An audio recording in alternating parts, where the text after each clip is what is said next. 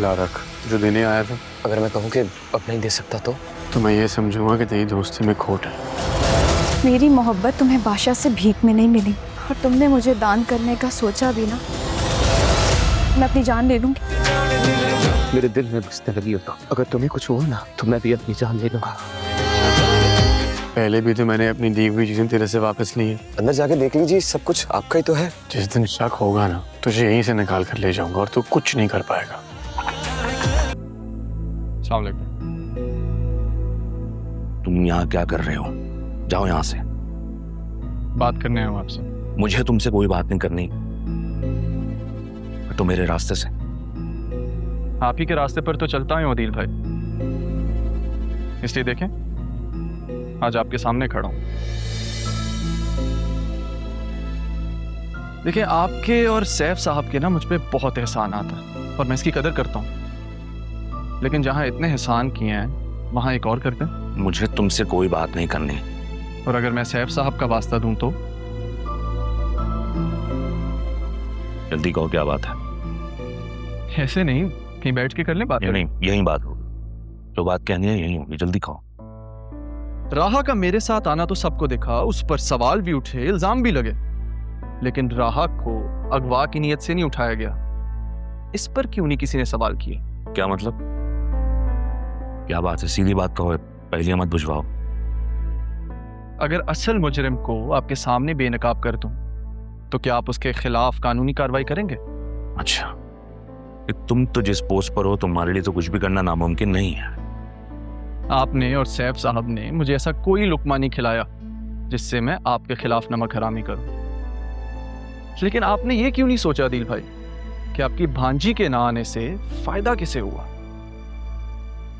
आपके सामने तो यही दिखाया गया कि इसमें राहा का कसूर है, लेकिन कोई तो ऐसा था जिसने इस चीज का फायदा उठाया।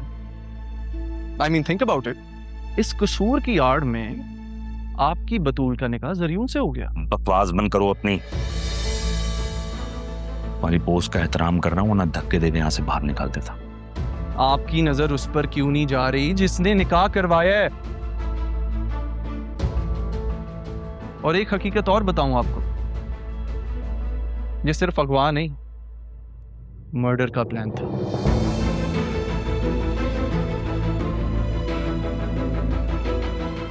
हमारे पास क्या सबूत है इस बात का?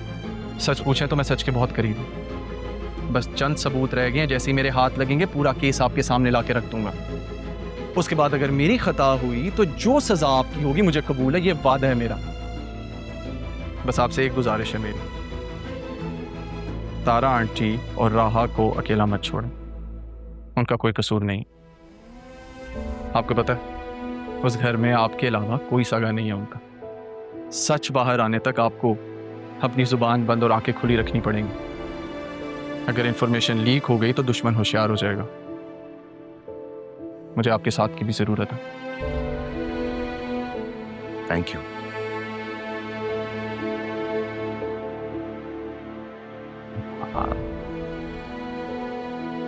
तुम्हारे पास जब सबूत आ जाए तो मुझसे आके मिलना प्लीज।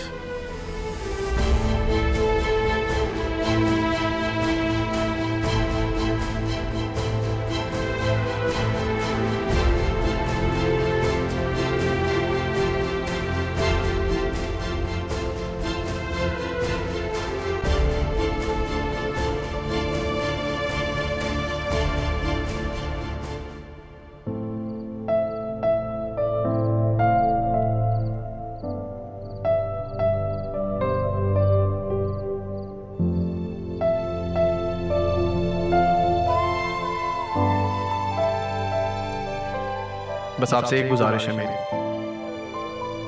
तारा आंटी और राहा को अकेला मत छोड़ो, उनका कोई कसूर नहीं। आपको पता है उस घर में आपके अलावा कोई सगा नहीं है उनका।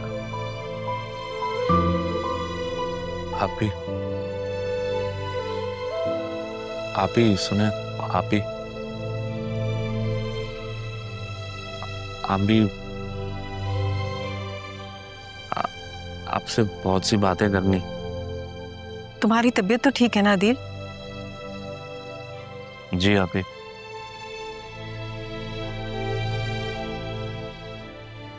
आप अगर चाय बना के ले आए तो फिर बात करें। अभी लेकर आती हूँ।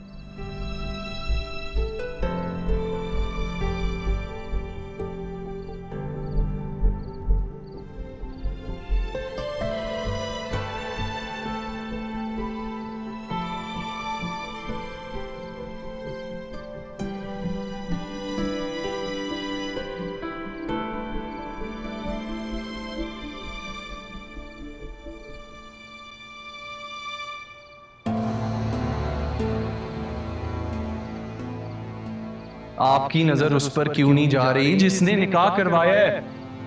आपके सामने तो यही दिखाया गया कि इसमें राहा का कसूर है, लेकिन कोई तो ऐसा था जिसने इस चीज का फायदा उठाया। और एक हकीकत और बताऊं आपको, ये सिर्फ अगवा नहीं, मर्डर का प्लान है।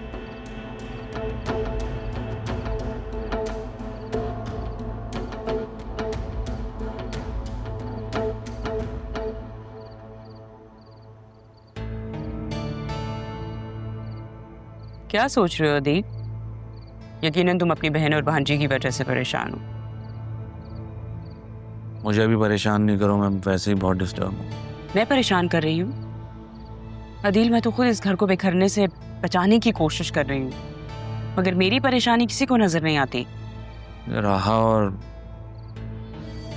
आप ही की बात सुन लेनी चाहिए थी। मैंने बिला वजह उन पर इल्जामात लगा दिए। अच्छा नहीं किया। क्या अच्छा नहीं हुआ? उनके साथ जो कुछ भी हुआ है वो ठीक हुआ है। उनकी अपनी लाडली की वजह से हुआ है। सब कुछ राहा की मर्जी से हुआ है भाई। शुक्र अदा करो, शुक्र करो कि वक्त पे हमारी बेटी निकाह के लिए मान गई थी। अगर बतूल ना मानती तो हम तो किसी को मुंह दिखाने के काबिल ही ना रहते। बतूल को वो लोग इस बात पे परेशान तो नहीं करेंगे? बिल्कुल भी नहीं। ये बात तो सच है कि ज़रियून हमारी बेटी को पसंद करता था। वो तो बस पापा की इज्जत की वजह से निकाह करने के लिए तैयार हो गया था।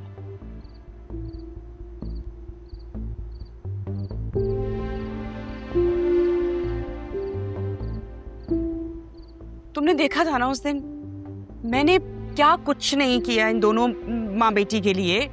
भाई माना मुझसे बहुत सारी गलतियां हुई हैं, बहुत सारी चीजें मैंने उल्टी सीधी कर दी थी, लेकिन माफी तो मांगना चाह रही थी ना।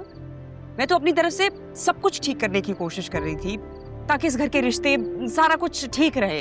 लेकिन क्या हुआ? कुछ भी नहीं। नतीजा क्या निकला? कुछ नहीं। मुझे अभी इस बारे में कोई बात नहीं करनी। आसिया, आई एम आउट। मैं नहीं चाहती कि तुम खामोश रहो। तुम्हारे दिल में जो कुछ भी है, जो भी गुबार है, उसको निकाल दो।